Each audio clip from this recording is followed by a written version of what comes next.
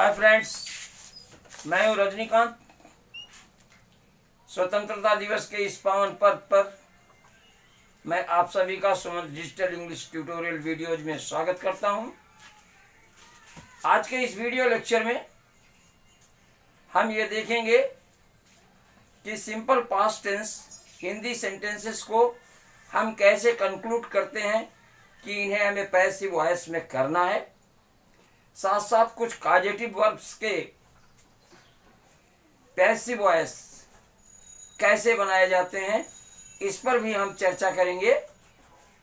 तो चलिए बिना समय व्यर्थ किए चलते हैं बोर्ड पे और देखते हैं कि इन्हें कैसे किया जाता है।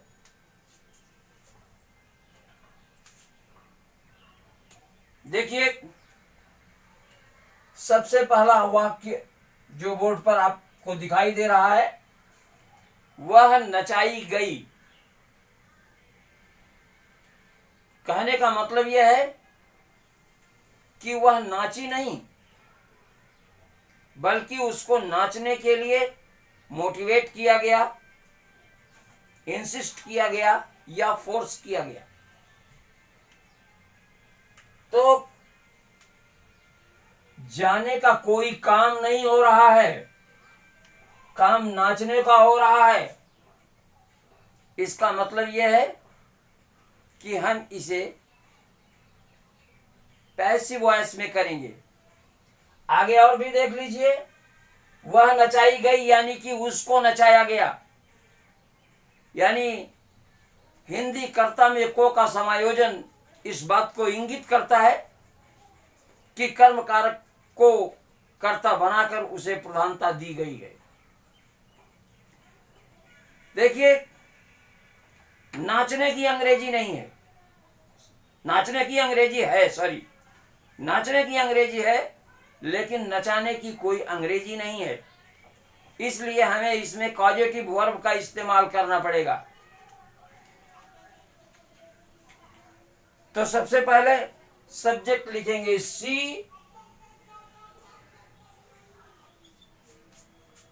सी के अकॉर्डिंगली वाज लगाएंगे। फिर कॉजेटिव वर्ब मेक की थर्ड फॉर्म मेड लगाएंगे।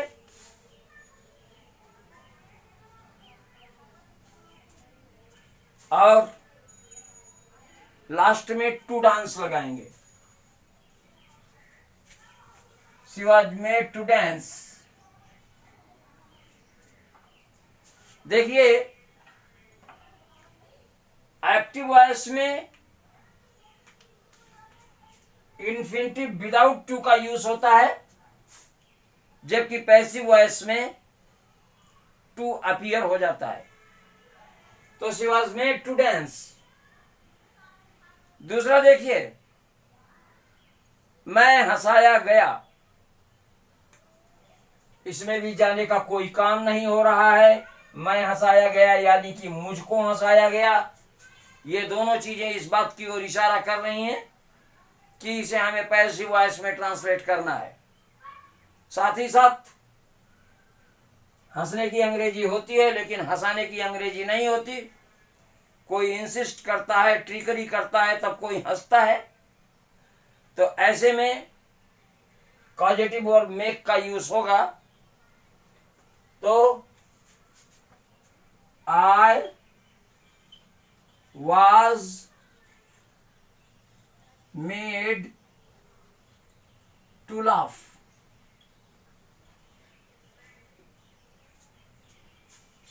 इन वाक्यों में डूअर्स इतने सेकेंडरी हैं कि वे इग्नोर कर दिए गए हैं और उन्हें एजेंट का भी दर्जा नहीं मिला है। तो चलिए देखते हैं थर्ड वन, फल खाए गए।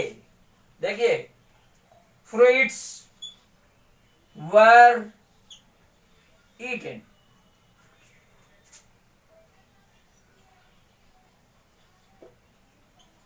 Fruits were eaten.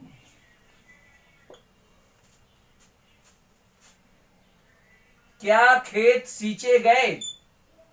It's a question. और इसके दो उत्तर हो सकते हैं, हाँ खेत सींचे गए, नहीं खेत नहीं सींचे गए। कहने का अभिप्राय यह है कि ये सहायक क्रिया से शुरू होंगे। तो फील्ड्स के अकॉर्डिंगली हमें सहायक क्रिया लगानी पड़ेगी वर। Were the fields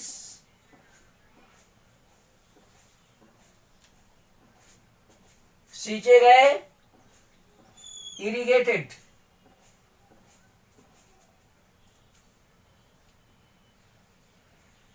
irrigated.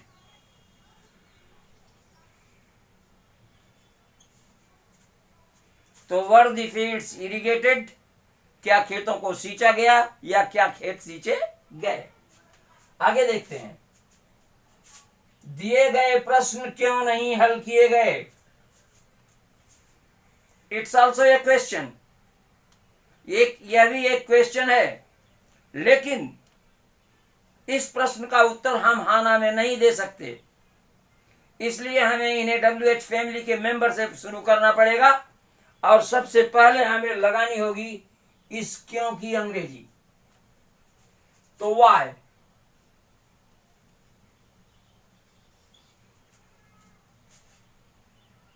Y के अकॉर्डिंगली, वाई के बाद हमें सहायक क्रिया लगानी पड़ेगी, लेकिन सब्जेक्ट के अनुसार। तो दिए गए प्रश्न, द गिवन क्वेश्चंस, दिए गए प्रश्न द गिवन क्वेश्चंस के अकॉर्डिंगली हम सहायक क्रिया लगाएंगे वर। वाई वर इसके बाद लगाएंगे द गिवन क्वेश्चंस।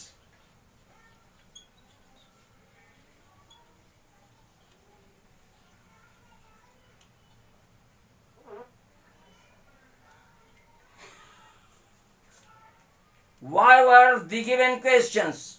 इसके बाद हम लगाएंगे negative adverb not. Why were the given questions not? हल किए गए सॉल्व्ड।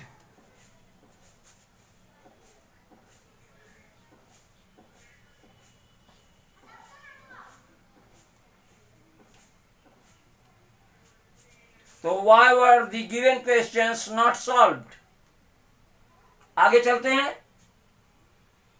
क्या बच्चे पढ़ाए गए? It's also a question and can be replied in yes or no. That's why it would started with an auxiliary. तो सब्जेक्ट बनेगा बच्चे, चिल्ड्रन, और चिल्ड्रन के अकॉर्डिंगली हम ऑक्सिलरी लगाएंगे वर।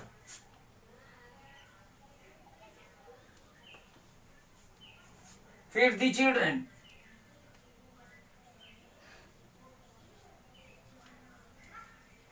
वर दी चिल्ड्रन टॉट।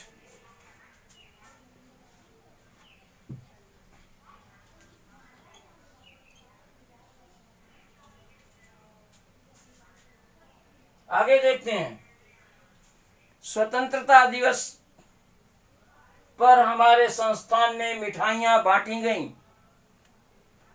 तो देखिए, मिठाइयां बांटी गईं, बांटने का काम हो रहा है, जाने का काम नहीं हो रहा है, जाने का काम नहीं हो रहा है। मिठाइयों को बांटा गया। ये दोनों चीजें इस बात की ओर इशारा करती हैं कि इन्हें हमें पैसिव वॉइस में करना है। तो देखिए, मिठाइयां बांटी गईं, स्वीट्स were distributed.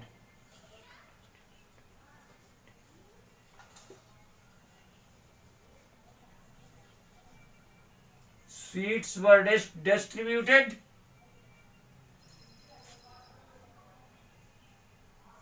मिठाइयां बांटी गई हमारे संस्थान में, in our institution, in our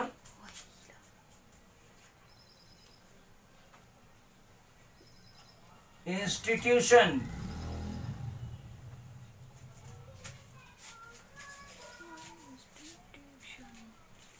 स्वतंत्रता दिवस पर ऑन इंडिपेंडेंस डे, ऑन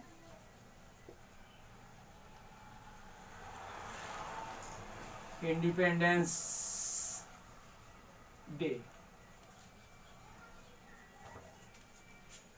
तो sweets were distributed in our institution on Independence day.